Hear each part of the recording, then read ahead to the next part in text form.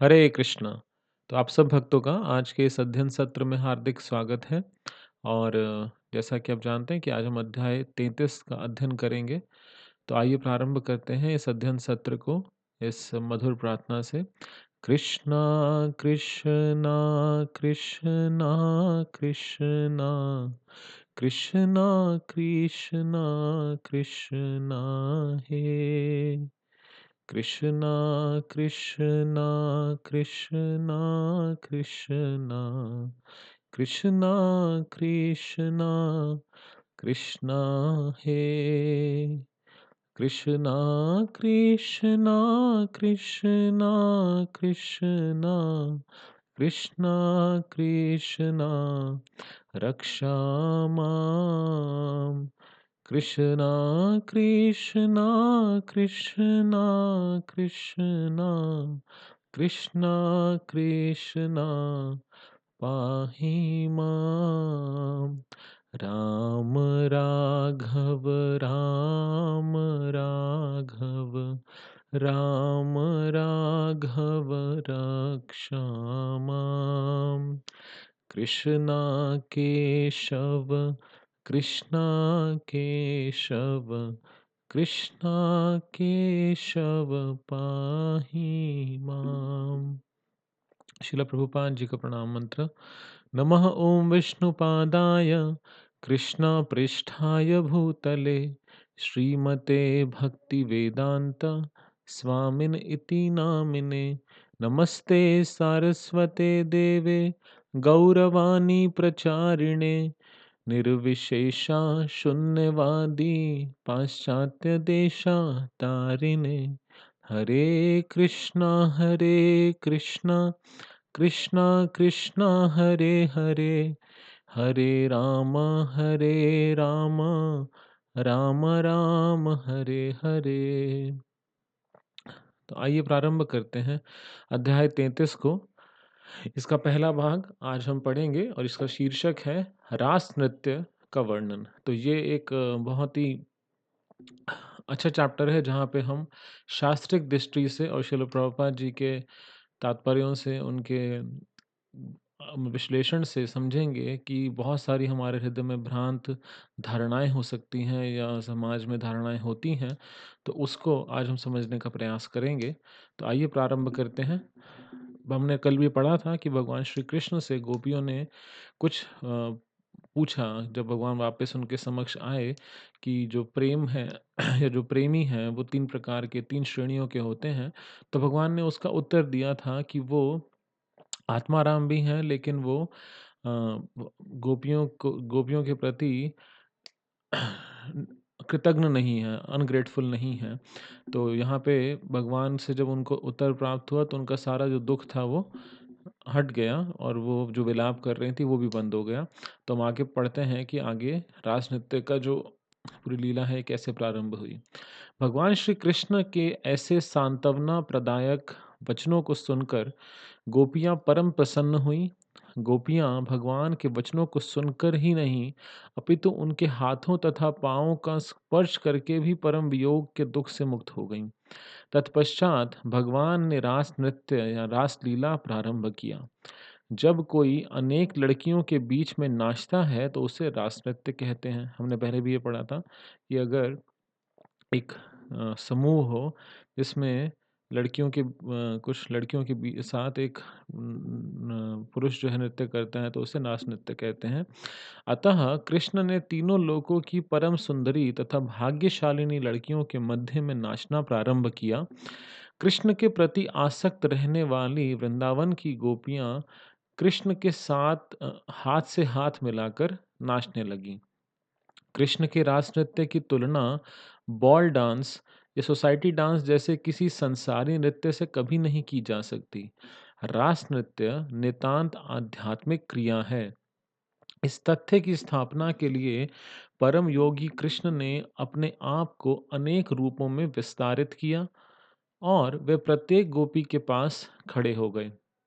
अपने दोनों ओर खड़ी गोपियों के कंधों पर अपने हाथ रखकर कृष्ण नाचने लगे। तो प्रभुपाद जी बता रहे हैं कि ये जो रास नृत्य है ये किसी बॉल डांस है। जैसे लोग क्लब्स में जाके या इस तरह से पार्टीज़ में जाके डांस करते हैं, तो उसके समान बिल्कुल भी नहीं है।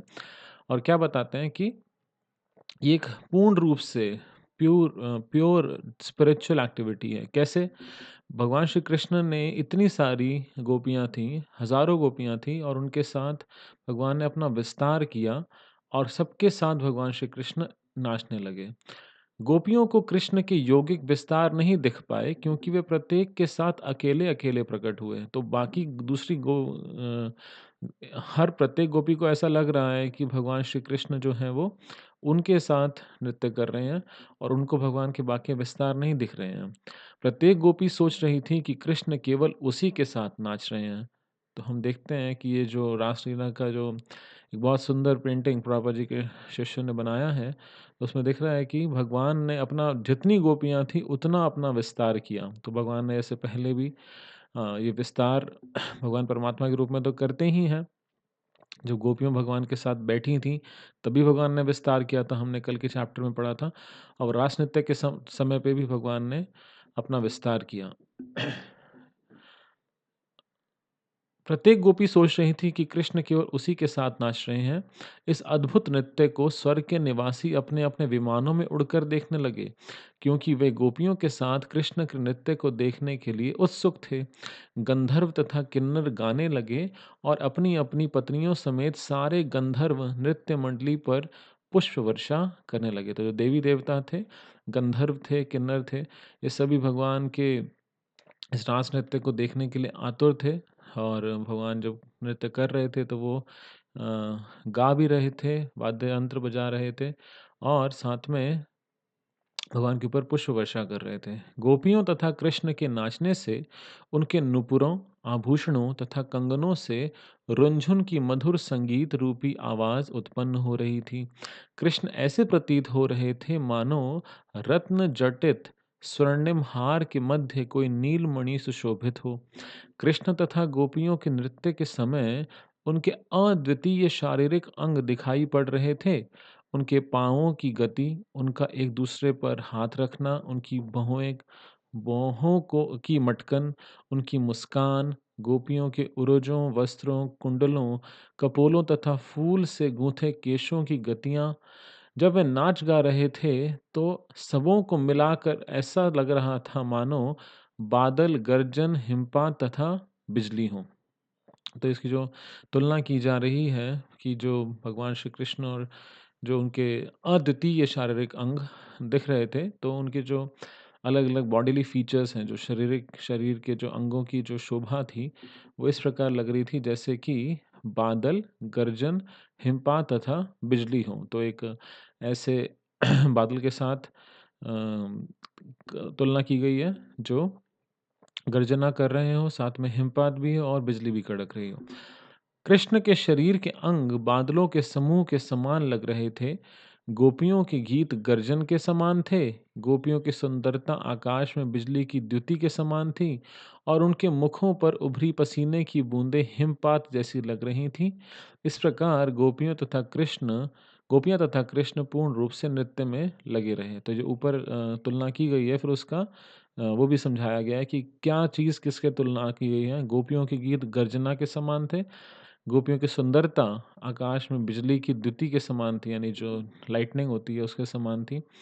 और उनके मुख पर जो पसीने की बूंदें थी वो हिमपात जैसी लग रही थी, यानी बर्फ जब गिरती है।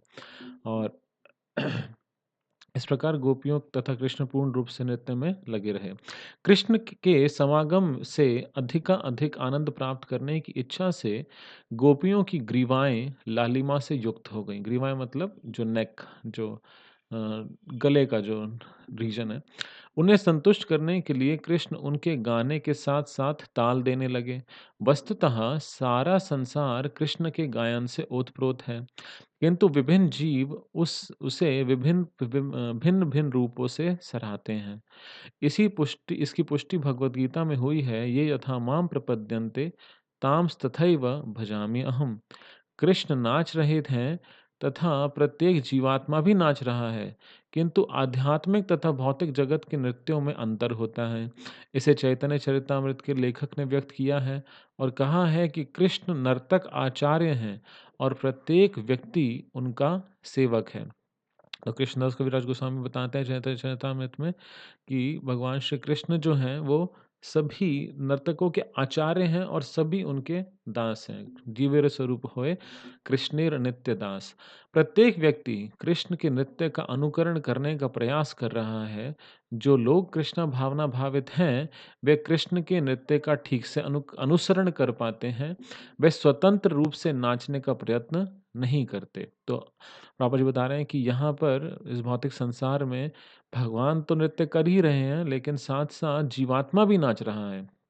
लेकिन जो कृष्ण भावना भावित भक्त हैं या जो भगवान के भक्त हैं, वो क्या करते हैं, वो कृष्ण के नृत्य का ठीक से अनुसरण करते हैं। क्या नहीं करते? अनुकरण, इमिटेट नहीं करते, उनके उनके दिखाए गए मार्ग पर चलते हैं और वे स्वतंत्र रूप से नाचने का प्रयत्न नहीं करते, राइट?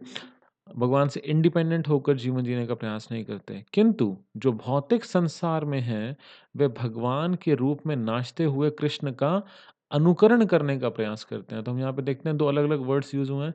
एक यूज़ हुआ अनुसरण और दूसरा यूज़ हुआ अनुकरण। तो अनुसरण का मतलब फॉलोइंग द फुटस्टेप्स, उनके दिखाए गए मार्ग, उनकी शिक्षाओं का पालन करना। अनुकरण का मतलब है इमिटेशन करना, उनकी उनकी कॉपी करना। जैसा वो करते हैं वैसा करने का प्रयास करना। कृष्ण का अनुकरण करने का प्रयास करते हैं। सारे जीव कृष्ण की माया के निर्देश से नाच रहे हैं और यह सोचते हैं कि वे कृष्ण के तुल्य हैं, किंतु यह सही नहीं है। कृष्ण भावनामृत में यह भ्रम नहीं होता, क्योंकि कृष्ण भावना भावित व्यक्ति जानता है कि कृष्ण परम स्वामी है और हर व्यक्ति उनका दास है। तो जो वैष्णव है, जो भक्त हैं, वो समझते हैं कि हम भगवान के दास हैं और कृष्ण हमारे परम स्वामी हैं। मनुष्य को कृष्ण का अनुकरण करने या श्री भगवान के तुल्य बनने के लिए नहीं, अपितु कृष्ण को प्रसन्न करने के लिए नाचना होता है। तो हमारी जितनी भी क्रियाकलाप है, जो हमारे इच्छाएँ हैं, जो कर्म हैं, वो किस लिए होने चाहिए? ताकि हम भगवान श्री कृष्ण की प्रसन्नता के लिए कार्य करें, भगवान के बराबर बनने के लिए नहीं। गोपियाँ कृष्ण को प्रसन्न करना चाहती थीं, अतः ज्यों ही कृष्ण गाने लगे तो सारी गोपियाँ दोहराकर उन्हें प्रोत्साहित करती हुई बोलीं, "बहुत अच्छा, बहुत अच्छा।" तो भगवान श्री कृष्ण जब गाने लगे तो सब गोपियों ने उनको प्रोत्साहन दिया, उनको बहुत एनकरेज किया कि आप बहुत अच्छा गा रहे हैं। कभी-कभी वे कृष्ण की प्रसन्नता के लिए स्वयं गातीं और कृष्ण उनकी प्रशंसा करते। जब कुछ गोपियाँ नाचने तथा अपने शरीर थिरकने से थक गईं, तो उन्होंने अपनी बाहें कृष्ण के कंधों पर रख दीं। तब उनके केश-पाश शिथिल हो गए और फूल ज़मीन पर गिर पड़े। जब उन्होंने अपनी बाहों को कृष्ण के कंधों पर रखा, तो वे उनके शरीर की सुगंधि से, जो कमल से, अन्य सुगंधित पुष्पों से तथा चंदन लेप से निकल रही थीं, अभिभूत हो गईं। वे उनके आकर्षण से फूल उठीं और उनका चुंबन करने लगीं। कुछ गोपियों ने कृष्ण के कपोलों से अपने कपोल सटा दिए और कृष्ण उन्हें अपने मुख की चबाई सुपारी देने लगे, जिसे उन्होंने चुंबन लेकर अत्यंत हर्ष के साथ ग्रहण किया। इस प्रकार सुपारी के ग्रहण करने से गोपियां आध्यात्मिक रूप से ऊपर उठ गईं। तो यहाँ पे भगवान का गोपियों के साथ जो व्यवहार है, उसके बारे में थोड़ा-सा डिस्क्रिप्शन दिया गया है। और जो गोपियाँ जब वो थक गईं, तो भगवान श्री कृष्ण ने उनके कंधे पर उन्होंने हाथ रखा और फिर उन्होंने भगवान श्री कृष्ण के जो बॉडी के जो फीचर्स थे, जो उसमें से सुगंधित पुष्प थे, तो उनके अंदर उनके जो प्रति आकर्षण है वो और बढ़ गया। तो यहाँ पे हम देखते हैं कि भगवान श्री कृष्ण के जो एक्टिविटीज़ हैं, उसको कोई व्यक्ति मिसअंडरस्टैंड कर सकता है। तो आगे श्रील प्रभुपाद जी इसको समझाएँगे कि कैसे हमें इसको मिसअंडरस्टैंड नहीं करना चाहिए। तो बहुत देर तक नाचने तथा गाने से गोपियाँ थक गईं। कृष्ण उनके पास ही नाच रहे थे। अपनी थकान मिटाने के लिए गोपियों ने उनका हाथ लेकर अपने उन्नत उरोजों पर रख लिया। कृष्ण का हाथ तथा गोपियों के उरज शाश्वत रूप से शुभ हैं। अतः जब दोनों मिल गए तो वे आध्यात्मिक रूप से बहुत ऊपर उठ गए। गोपियों ने लक्ष्मीपति कृष्ण के साथ इतना आनंद लूटा कि वे यह भूल गईं कि संसार में उनके कोई अन्य पति भी हैं, और कृष्ण के साथ नाचने गाने तथा उनकी भुजाओं द्वारा आलिंगित होकर वे सर्वस्व भूल गईं। तो गोपियाँ पूरी पूर्ण रूप से भगवान की सेवा में अनुरक्त थीं, और भगवान वो इस बात जो उनका सांसारिक उनके संबंध थे, वो सबको विस्मृति हो गई, भूल गई उस चीज़ को। श्रीमद् भागवत में कृष्ण के साथ रास नृत्य करती गोपियों के सौंदर्य का वर्णन इस प्रकार मिलता है। उनके दोनों गोपियों का सौंदर्य वो बता रहे हैं। उनके दोनों कानों के ऊपर कमल के फूल थे और उनके मुख चंदन लेप से सुसज्जित थे। वे तिलक लगाई थीं और उनके स्मित मुखों पर पसीने की बूंदें थीं। उनके कंगनों से और पैरों से नुपुरों की ध्वनि आ रही थी। उनके केश के फूल कृष्ण के चरण कमलों पर गिर रहे थे और वे अत्यंत संतुष्ट थीं। तो यहाँ पर एक शब्द का प्रयोग हुआ है जिसका जहाँ लिखा है कि उनके जो स्मित मुखों मतलब जो उनके मुखों पर मुस्कान थी, तो मुस्कान वाले मुखों के ऊपर पसीने की बूंदें थीं और उनके मुख पर तिलक था, और उनके जो कंगन थे और पैर के जो घुंघरू थे या नुपुर थे, तो उसमें से बहुत ही झुनझुन की ध्वनि आ रही थी। जैसा कि ब्रह्म संहिता में कहा गया है, ये समस्त गोपियाँ कृष्ण की आह्लादिनी शक्ति की विस्तार हैं। अपने हाथों से उनका स्पर्श करते तथा उनकी मोहक आँखों को देखते हुए कृष्ण गोपियों के साथ वैसा ही आनंद लूट रहे थे जिस तरह एक बालक शीशे में अपने शरीर का प्रतिबिंब देखकर खेलने का आनंद पाता है। जब कृष्ण गोपियों के शरीर के विभिन्न अंगों को स्पर्श करते तो गोपियां आध्यात्मिक शक्ति से परिपूरित हो उठतीं। वह चाहकर भी अपने वस्त्रों को संभाल न पाती। उनके केश तथा वस्त्र बिखर गए और उनके आभूषण ढीले पड़ गए, क्योंकि कृष्ण के संग के कारण वे अपने आप को भूल गईं। यहाँ कंपैरिजन किया जा रहा है, तुलना की जा रही है कि जब भगवान श्री कृष्ण अ, गोपियों के को स्पर्श करते हैं, तो ऐसा वो किसके साथ कंपेयर किया गया, जैसे एक बालक शीशे में अपने शरीर का प्रतिबिंब प्रतिबिंब देखकर खेलने का आनंद प्राप्त करता है। क्योंकि ये गोपियाँ कौन हैं? ये गोपियाँ सभी कृष्ण की आह्लादिनी शक्ति यानी कि श्रीमती राधा रानी हैं, उनकी शक्ति आह्लादिनी शक्ति के विस्तार हैं। और इसलिए जैसे एक बच्चा शीशे में देखकर अपने आप को टच करने का प्रयास करता है, तो उसी प्रकार से इसके साथ इसका कंपैरिज़न किया गया है। जब कृष्ण रास नृत्य में गोपियों के संग का आनंद ले रहे थे, तो देवता तथा उनकी पत्नियां अत्यंत विस्मित होकर आकाश में एकत्र होने लगे। चंद्रमा भी एक प्रकार से काम मोहित होकर नृत्य देखने लगा, क्योंकि वो शरद पूर्णिमा की रात थी, और आश्चर्य से चकित रह गया। गोपियों ने देवी कात्यायनी से प्रार्थना की थी कि उन्हें कृष्ण पति के रूप में प्राप्त हों।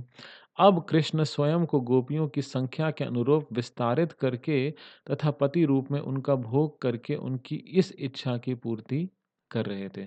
तो पहले भगवान ने उनको ऐसा मौका पहले भी दिया था, क्योंकि उन्होंने कात्यायनी देवी से प्रार्थना की थी कि भगवान श्री कृष्ण हमें पति के रूप में प्राप्त हों। तो पहले चीरहरण लीला में हमने ऐसा देखा था, और अब रास लीला में भगवान ने उनको एक पति के रूप में उनको एक्सेप्ट किया। तो ये जो लीला है, ये उनकी इस इच्छा को पूरा करने के लिए भगवान ने ये लीला की थी। श्री सुखदेव गोस्वामी ने कहा कि कृष्ण आत्मनिर्भर हैं, अर्थात वे आत्माराम हैं। उन्हें अपनी तुष्टि के लिए किसी भी की भी आवश्यकता नहीं रहती। चूँकि गोपियों ने उन्हें पति रूप में चाहा था, इसलिए वे उनकी इच्छा पूर्ति कर रहे थे। गोपियों की इच्छा थी कि भगवान हमारे पति बने। भगवान उनकी इच्छा की पूर्ति कर रहे थे, लेकिन भगवान को किसी भी चीज़ की आवश्यकता अपने संतुष्टि के लिए नहीं है। ये सुखदेव गोस्वामी बहुत क्लियरली यहाँ पे हमें बताते हैं।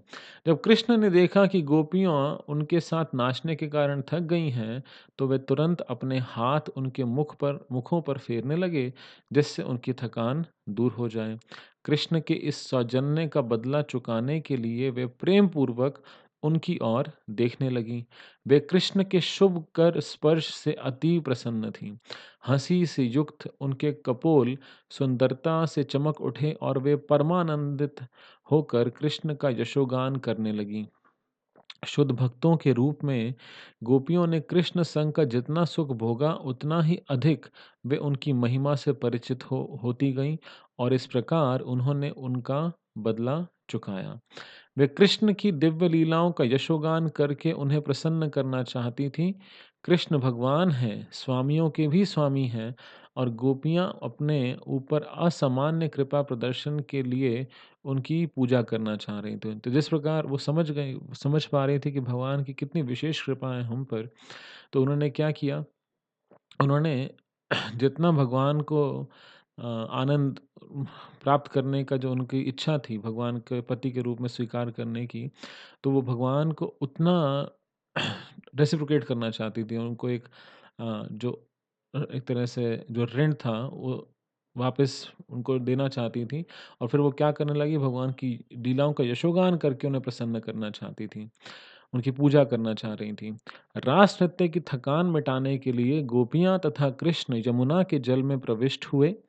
कृष्ण के शरीर का आलिंगन करने से गोपियों के गले की कुमुदिनी पुष्प की मालाएं खंड-खंड हो गई थीं और उनके वक्षस्थलों पर लेपित कुमकुम से रगड़ कर वे पुष्प लाल-लाल हो गए थे। भंवरे इन फूलों से मधु प्राप्त करने के लिए मंडरा रहे थे।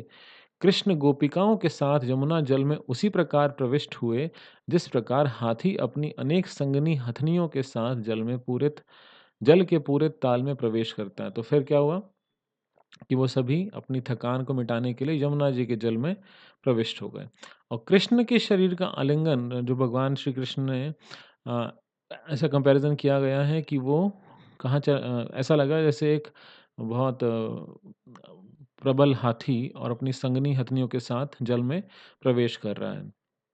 जल में क्रीड़ा करते और एक दूसरे के संग का आनंद लूटते तथा रास नृत्य के श्रम को दूर करते हुए गोपियां तथा कृष्ण दोनों ही अपने अपने वास्तविक स्वरूप को भूल गए।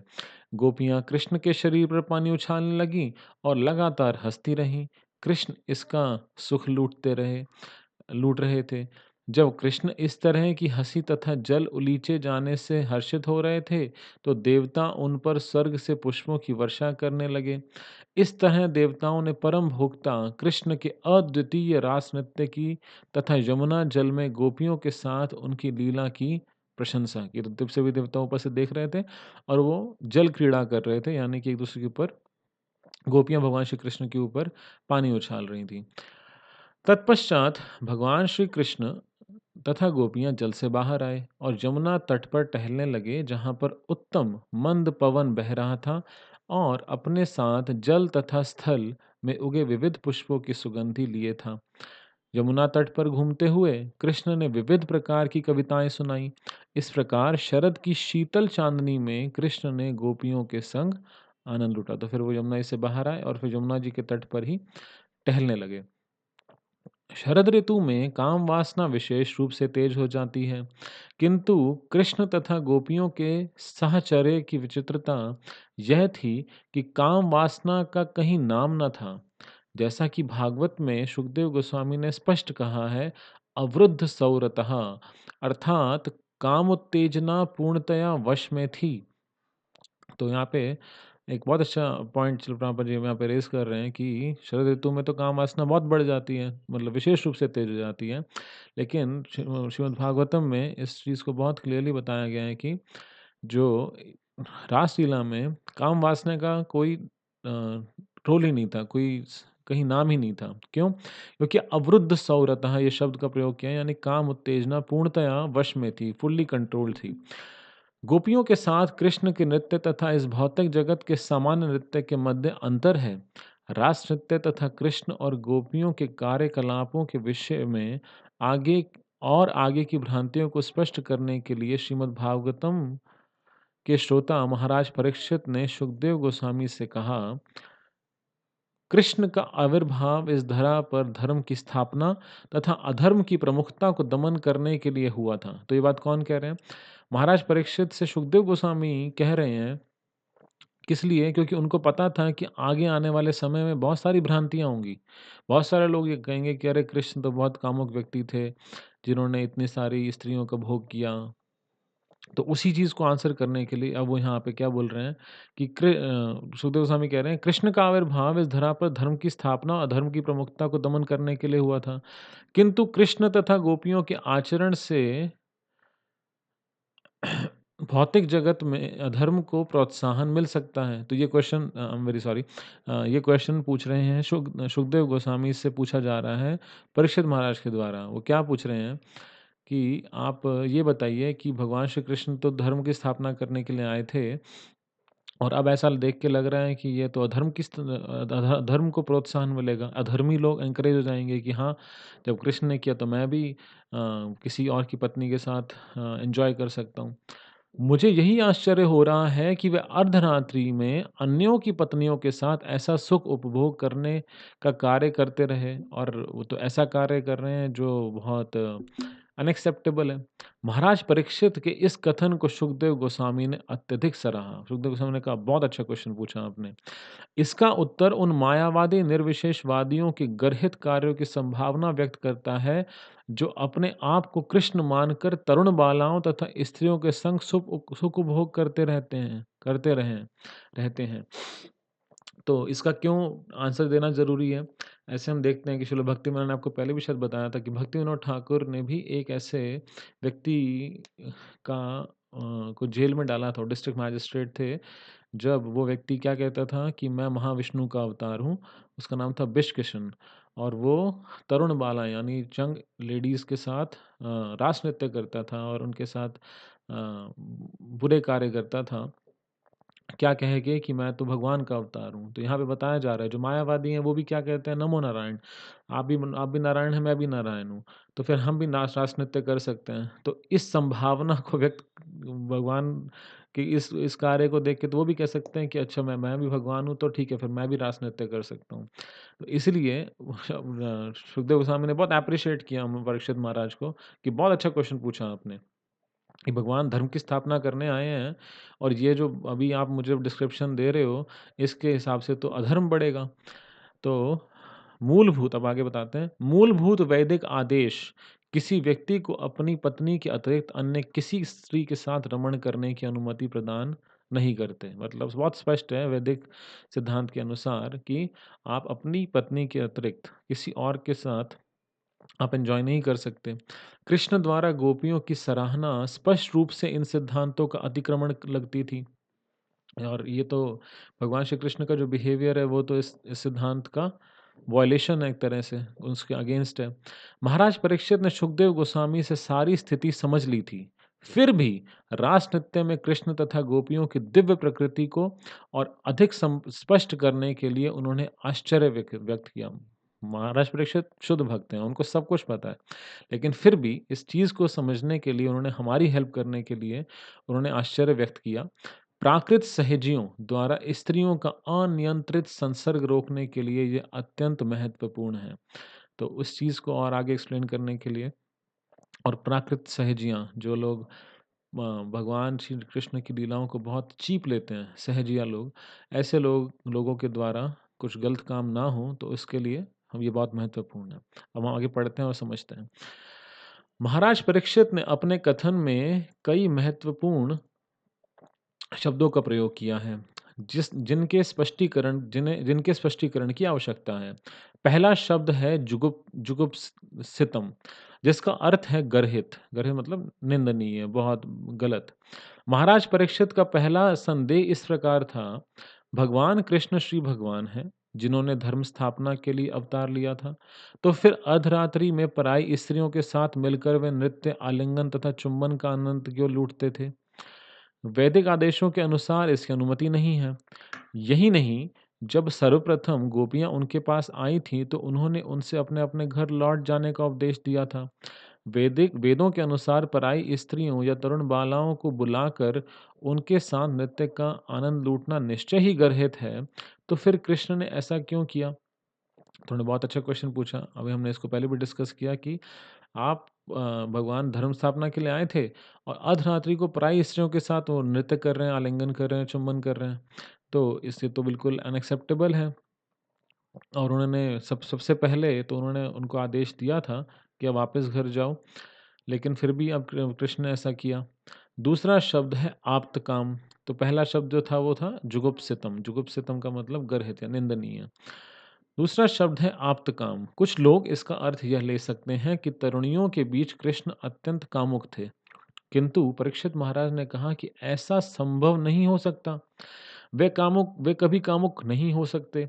सर्वप्रथम वे भौतिक गणना के अनुसार केवल 8 वर्ष के थे और इस आयु में कोई भी बालक कामुक नहीं हो सकता। तो उन्होंने बहुत क्लियरली इस चीज़ को पूछा कि कुछ लोग ये भी कह सकते हैं कि भगवान श्री कृष्ण इतनी सारी सुंदर और यंग लड़कियों को देख के क्या हो गए? कामुक हो गए। लेकिन ऐसा भी पॉसिबल नहीं है, क्यों? क्योंकि वो तो सिर्फ़ 8 वर्ष के थे।